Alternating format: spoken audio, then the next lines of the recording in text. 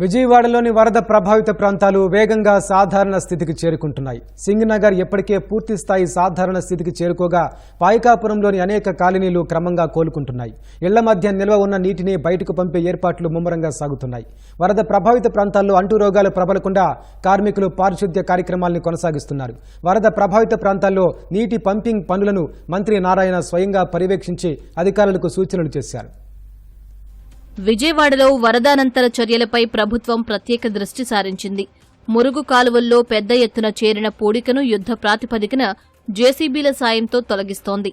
నగరపాలక సంస్థ విడుదల చేస్తున్న నీరు కలుషితమయ్యే అవకాశం ఉన్నందున ట్యాంకర్లతో తాగునీరు సరఫరా చేస్తోంది. వరద ప్రభావిత ప్రాంతాల్లోని చెత్త, మురుగుని శుభ్రం చేసి పారిశుద్ధ్య కార్మికులు బ్లీచింగ్ చల్లుతున్నారు. సింగనగర్లో ఇప్పటికే పూర్తిస్థాయిలో సాధారణ పరిస్థితులు నెలకొన్నాయి. పాయకాపురంలోనూ క్రమంగా సాధారణ పరిస్థితులు నెలకొంటున్నాయి. అంబాపురంలోనూ వరద తగ్గింది. ప్రభుత్వం అధికారులు ప్రత్యేక దృష్టి సారించడంతో వరద ప్రభావం నుంచి నగరం వేగంగా సాధారణ పరిస్థితికి చేరుకుంటోంది.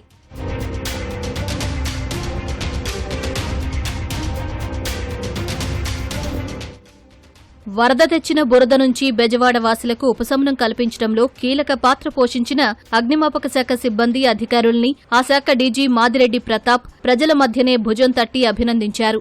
స్వయంగా సంతకాలు చేసిన ప్రశంసా పత్రాలతో పాటు రివార్డు అందించి ప్రోత్సహించారు. మేమున్నామంటూ భరోసా కల్పించిన అగ్నిమాపక సిబ్బందిని ప్రజలు బహిరంగంగా అభినందించడం తమకు లభించిన గొప్ప అవార్డుగా అభివర్ణించారు. ఇబ్బంది వాళ్ళు ఏంటంటే కష్టంగా ఉన్నా, వాసన ఉన్నా, వాటర్ ఉన్నా వాళ్ళు ఏంటంటే ఉత్సాహంతో పనిచేశారు. కానీ మొదటి 2-3 రోజులు ఏంటంటే వరదల్లో రెస్క్యూ ఆపరేషన్స్లోనే ఉన్నాము. 3వ రోజు కానీ ఈ ఐడియా రాలేదు. ఇంతకుముందు ఎప్పుడూ చేయలేదు. దిస్ ఈజ్ నాట్ మామూలుగా ఏంటంటే అగ్నిమాపక శాఖ యొక్క డ్యూటీ కాదు ఇది. ఇది beyond the call of duty వెళ్ళామన్నమాట. ఒక ఆపత్తు వచ్చినప్పుడు ప్రజలకు ఇంకా ఏ విధంగా మేలు చేయొచ్చు అనేటువంటి ఆలోచనల క్రమంలో ఈ ఆలోచన తోచింది. దాన్ని స్కేలప్ చేశాము. ముఖ్యమంత్రి గారు ఇంకా ప్రోత్సహించారు. అందుకని దాన్ని డబుల్ చేసి ప్రజలకు ఇంకా బాగా చేరువయ్యామనేటువంటిది మీకు విన్నవిస్తుంది. గ్రేటెస్ట్ సాటిస్ఫాక్షన్ అన్నమాట. ఇది డబ్బులతో కొలిసే సాటిస్ఫాక్షన్ కాదు. అదే నేను చూస్తున్నాను అనమాట.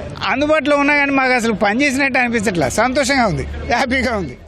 వరద ప్రభావిత ప్రాంతాల్లో నిల్వ ఉన్న నీటిని బయటకు పంపేందుకు మంత్రి నారాయణ, అధికారులు తీవ్రంగా ప్రయత్నిస్తున్నారు.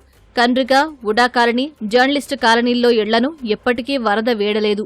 ఒకవైపు మోటార్లతో పంపింగ్ చేస్తూ మరోవైపు రోడ్లకు గండ్లు కొట్టి నీటిని బయటకు పంపేలా ఏర్పాట్లు చేశారు. వరద నీటి పంపింగ్ పనులను మంత్రి నారాయణ దగ్గరుండి పర్యవేక్షిస్తున్నారు. స్వయంగా బైక్ నడుపుకుంటూ వెళ్లి పరిస్థితి సమీక్షించారు. బొడమేరు ప్రవాహానికి ఆటంకాలు లేకుండా ప్రొక్లైన్లతో పూడిక తొలగిస్తున్నారు. ఉడా కాలనీ వెనుక కట్టకు అడ్డుకట్ట వేయాలని అధికారులకు సూచించారు. వరద ప్రాంతాల్లో నష్టం వివరాల అంచనా ప్రక్రియ వేగంగా జరుగుతోందని వెల్లడించారు.